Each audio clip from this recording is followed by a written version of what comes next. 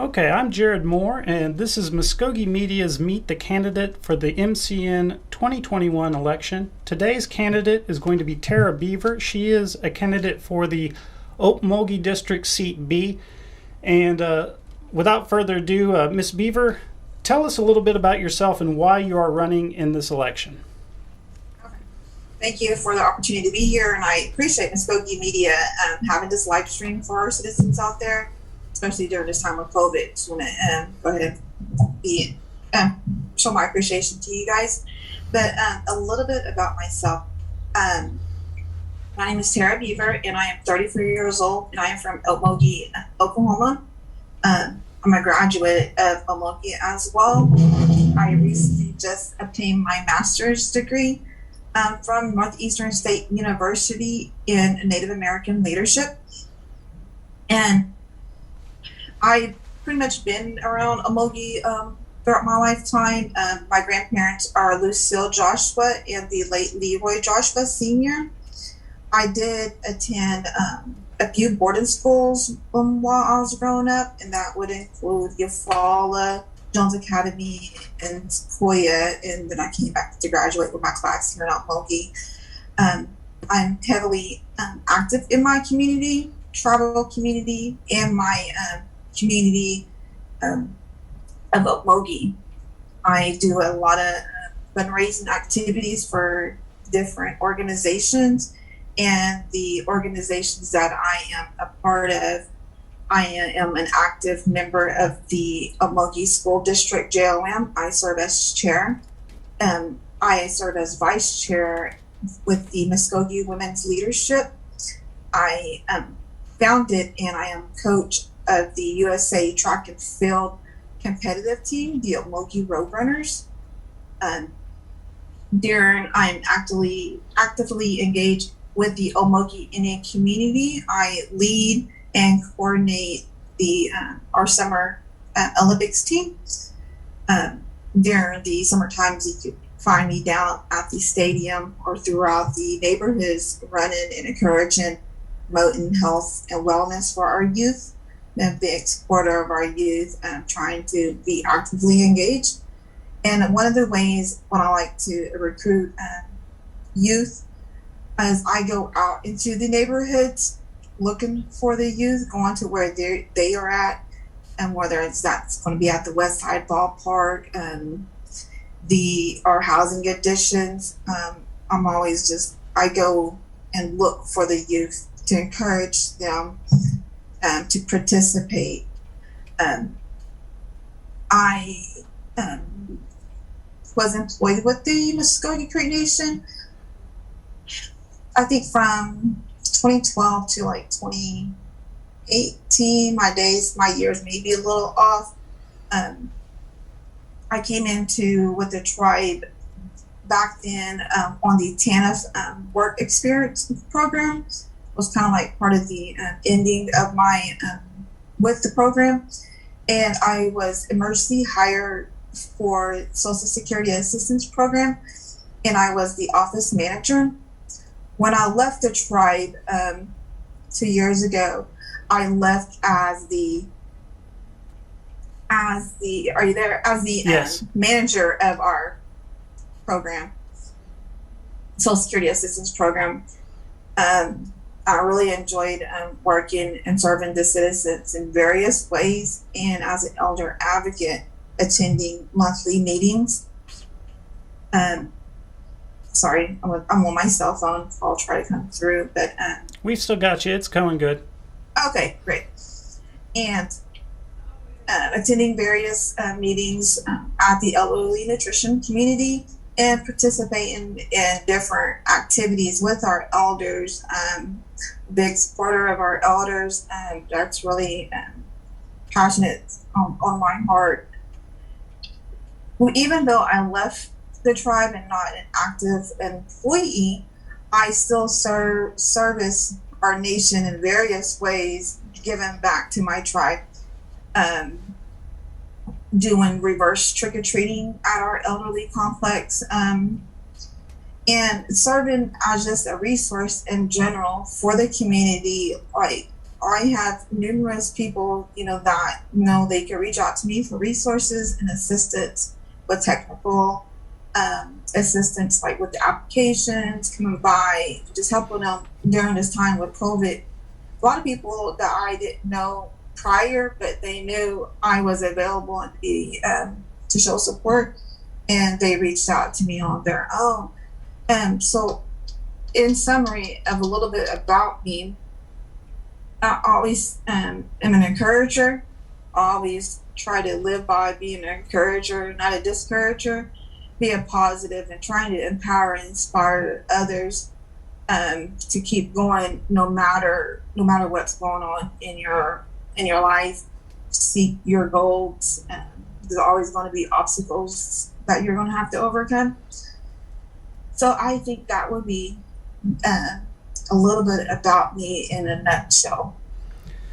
In your district that you're running for, the Okmulgee District, the incumbent is James Jennings. How would you compare and contrast to yourself, or what would you say to convince somebody to vote for you as opposed to the incumbent?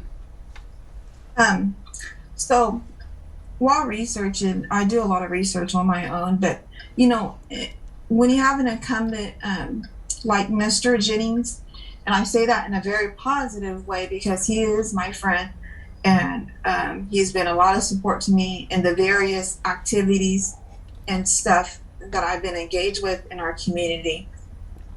An incumbent like Mr. Jennings, who served on the council for a long period of time, numerous terms, he has a passion as well, to serve the people.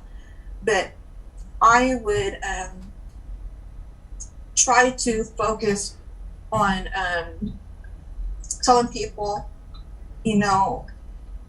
it's time for a change. The nation, I would think the citizens would like to see a younger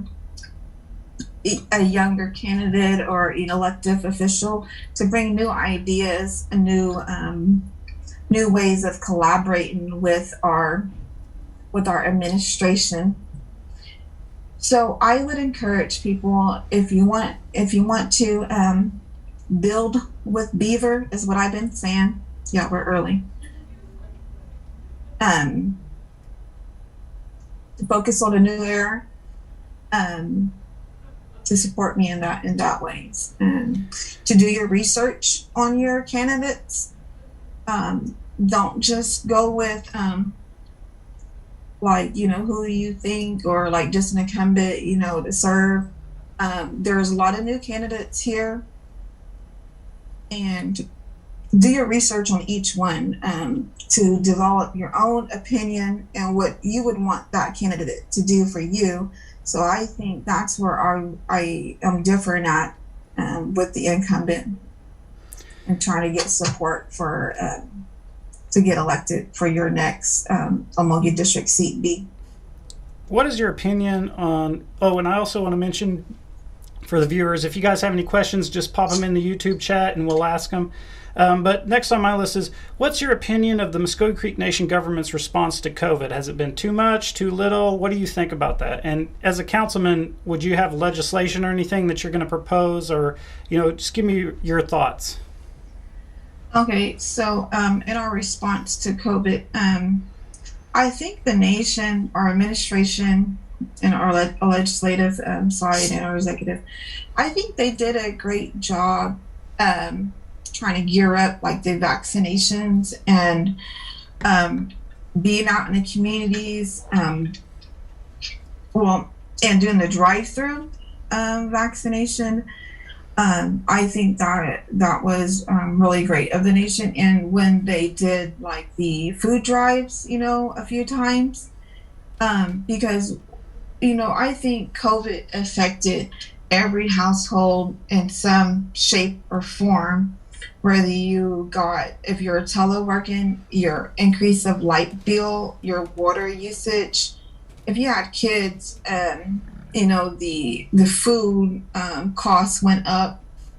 So even though some people might have not lost their job or anything, everyone's been impacted by COVID, some shape or form. So with the nation's efforts of doing the food drive and the housing assistance, the rental assistance, what's going on right now, vaccinations, drive-through, I think those were great ways to service our communities as big as a nation as we are, with 90,000 citizens trying to be, everywhere in a drive-through, working and pulling in volunteers, but being mindful of COVID, and the spread, trying to prevent the spread. I remember, Kima there, it takes a lot of work to do and collaborate anything when you're servicing the community, trying to be efficient in all ways, but mindful of COVID. I do appreciate, the nation's effort of stepping out and kind of going outside of the box and coordinate with our communities in that way. I know, like right now with the $2,000 that's going to be eligible, for every household, people kind of want it, like yesterday, and there might be families that really could use it, like yesterday or last week, but with the number of citizens we have, you got to look at realistic views, how to get the money out. I think it was at one of the forums here recently, but when you at the first rollout for the payment, I always look at doing surveys and gathering feedback. You got to look at what worked and what didn't work. So apparently some things might have not have worked too well of getting the money payments out first round. And a lot of things, Mr. James had said that a lot of return checks and everything in that nature. So the administration and the council reps is work. These are the people we elected to, so we put our trust in them to do what's right and service the citizens. So whatever didn't work, developing a system that would be more beneficial and less inconveniences this next round, as we wait in these 120 days. I think for a nation this size and developing a system, what Chief Hill had put out the video, that is going to be a big server. So when you submit documents, you got to submit them again. I mean, I think we all kind of got, at some point, we submitted our citizenship card. Why do we got to do it again? Little tedious little things like that. So with this system coming out, I believe it will be beneficial and it will all play out. So there's always going to be opinions of, what we could have done differently. But at the end of the day, we put our elected officials who currently serve on the council and our chief in office to develop these key ways to service our nation. That's my comment on your question there. If you're elected, do you have legislation that you plan on bringing? What's your plan for your future? If you are elected, what's your game plan for legislation that you may bring?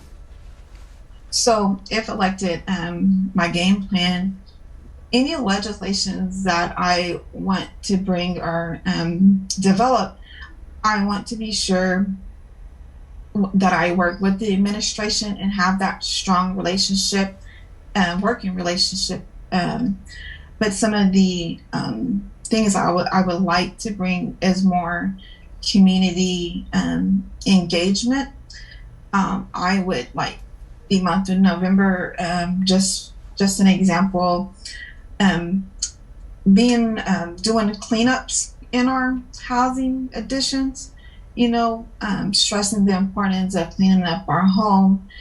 In the city of Okmulgee, we do those big bin, those cleanups like that, and people could come and use it as a resource to dump up any miscellaneous trash.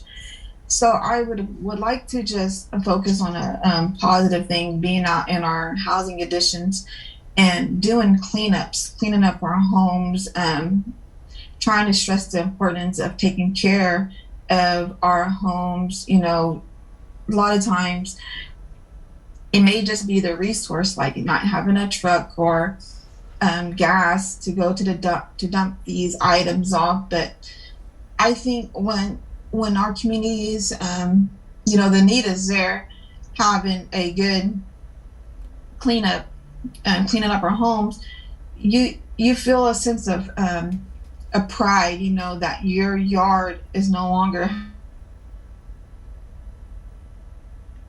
have that like old car, you know, old Miss Ice Bomb, you know, just something, you know, you get a sense of pride. And I want to bring that pride back to every citizen. So working together, networking, you know, we're all family. That is just one of the small legislations I would want to work with my fellow council reps and the administration to kind of really be grounded in the communities and stressing that importance of cleaning our homes. What will you do as a council member to fight the state of Oklahoma's various challenges to the tribe's reservation status? The various challenges to the tribe's reservation status. I feel that, you know, this is all new for all of us, the state of Oklahoma, our tribe, but working on strengthening our sovereignty in every way, form we can. I feel like as a nation, a big tribe as we are, we need to be the ones putting our foot first, you know, and taking actions, you know. But the main important thing I would do is just strengthening that relationship with the state of Oklahoma officials and everything, and all those lines. Well, along those lines, what is your opinion on citizens paying state taxes if they live on the reservation? Citizens paying state taxes if they live on reservation. I think that a sense of me wants to say no, we shouldn't be paying state taxes at all. But looking at what all these taxes, you know, we all live, like, you know, in the city reservation, but looking at where all these taxes go toward, if it would be, if like, I think Okmulgee has about 5,000 citizens, well, no, that's, you know, registered voters. I would break that down and really focus how it would be beneficial to the tribe, and what, how much of those percentages of taxes is that what our city is doing with, you know, and kind of do like a little survey and see what's going to be more beneficial in all areas, and what it's going to do, the positive impacts and the negative impacts. And I think that's where working with the administration and my fellow candidates or fellow national council reps, if I'm elected, and see what benefits our citizens first. Okay. Is there anything that you'd like to talk about that we haven't talked about yet? Maybe campaign platforms or anything like that? Yeah, actually, kind of would like to. When I was thinking of, you know, how our reservation is sovereign, you know, like, you know, it's a reservation now, but how could we strengthen our sovereignty? And when I mentioned about being out in the communities, you know, making a positive impact, I like to talk about, like, you know, our war against drugs in our communities, and our war on mental health, alcoholism, and figure out, you know, solutions on what can we do more to address these issues. And I think while talking to my husband, I was telling him, like if someone was to get caught, having drugs, like in one of our housing additions, um, if you just say, like looking at the rules, they're going to be evicted or something. Is eviction, the only way, or is it setting up a plan for them to get help? First, really being grounded in the communities, try to make that positive change, not just evicting them first. There's actually a word for that, and I can't remember the word. I looked at it so many times, and then here I get, when I at the opportunity to talk about it, and I can actually remember the actual word, but like when you get discharged out of the hospital, there's a like a summary, like an action plan. But really going out into our housing additions and seeing how we could service more, or what resources out there. We could send our kids, our youth, to activities and stuff, but at the end of the day, at the end of the activity, they come home and it's you have parents fighting wars on methamphetamines, alcoholism. It's back to reality for our kids, but really trying to focus on how we can make change, but without pitting more citizens into homelessness. And that I like to talk about, like, our felonies, our citizens who have felonies and that done service their time, but can't get housing. If they applied for a home, they're going to be denied because of HUD guidelines. I think strengthening our sovereignty would not rely on those HUD funds, but looking at our funds from the from what we have as a tribe, that and the bank.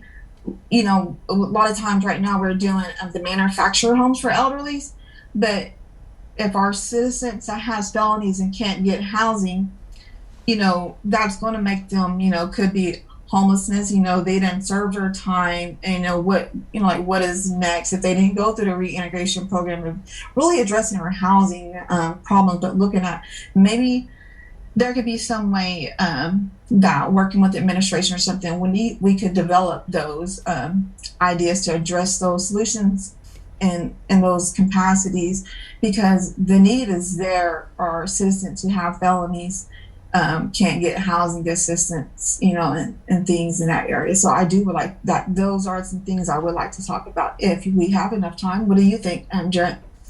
Go for it. Well, I do want to mention to the audience, anybody has a question, go ahead and pop it in the chat. We haven't had one yet, and we've got about 7 or 8 minutes left in your time, so go ahead. Well, if we don't have any questions, but I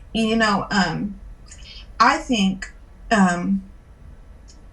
being, expanding our programs, our behavioral health programs, our mental health programs, there's trauma in every family, but we can't wait on our citizens come through that door. Maybe expanding our housing, like Okmulgee, Shakota, our programs there, not, how you got your manager and you got your facility workers or whatever, but really developing, expanding, maybe we need a coordinator in all those areas, additional staff to really be rooted in those communities. I always live by the motto, your boots in the community, serving, addressing, hearing the needs, knocking on door to door. How can we do more to bring positive change and strengthen our sovereignty? And that's what I get when, as a reservation in our sovereignty, we gotta do more. It's always work to be done to really help each individual. And I came with this one quote because I like quotes. When you rise individually, you're able to rise your family, then you're able to rise your community, and together we move forward as a nation. After, we can't just, I think bringing in, youth activities and all that stuff is really great for our youth to do something more. But at the end of that day, they're going to go back to that same household. we need to be stressing the importance, educating, parents, grandparents, a lot of grandparents raising grandkids. Could probably speak on that too. But how can we do more to strengthen our sovereignty as a tribe, not protecting and servicing each citizen in those key ways? So what would be some legislation that you could bring, or do you have anything formulated for those particular topics? Well, so I've been researching different little ways. I like to do research, but like say for one of our departments with behavioral health or substance abuse, expanding it, getting grants, make sure we have the funding to do, like I say, we need a coordinator, but make sure we have all of our P's and Q's in a role, really going after those grants, because there's a bunch of them out there. So, and in the end, if we need to do bring in more, like develop another budget or for an employee, their benefits and all that stuff, working with the administration and looking at that's kind of what I would like to do, is just expand on ways how we can be rooted in our communities. Like I believe actions in the community go a long way, always being visible presence. And I think that would come with looking at funding, working with the administration. I think having a great relationship with them is going to go a long ways. And if you show your willingness to want to collaborate and have a great relationship, we're going to do more together to service the citizens. Okay, great. Is there anything else you'd like to touch on? We got 3 more minutes, and I want to thank you again for coming on to the program. Once we get past the primary stage, if you make it past the primary, we are going to try to organize debates for each district, and we'll be getting in touch with you if you make it past that stage to see if you want to participate. It'll be basically the same type of a deal. It's probably more like a forum than a debate, really, but I just wanted to put that on your radar for you. And is there anything else you'd like to touch on as we close out here today? Well, I look forward to be on that radar, to be on that forum with you guys, and to make it into the runoff spin with everyone's vote for a new era, a new face, a new change. I've been using the little logo, Run with Beaver, Build with Beaver, build our nation, move forward, new era, a different face at the table. Always contact me, 918-758-9769. And my Facebook page, Terra Beaver for Okmulgee District. My email is Terra's Team 2021 at Gmail. Terra's Team 2021 at gmail.com. I'm always reachable. I'm always in the community. I would love to meet with anyone, or Zoom call. I'll make myself available to hear your needs and what you're looking for. Great. Awesome. Well, if you're okay, we're going to wrap up here. Thanks for joining us today, guys, and we're going to have some more candidates coming. Next week is fully booked, so we'll have candidates on every day of the week, barring having to reschedule. And we appreciate you, and I appreciate you, Miss Beaver, for coming in today, and we look forward to great things. Thank you. You have a good evening, sir.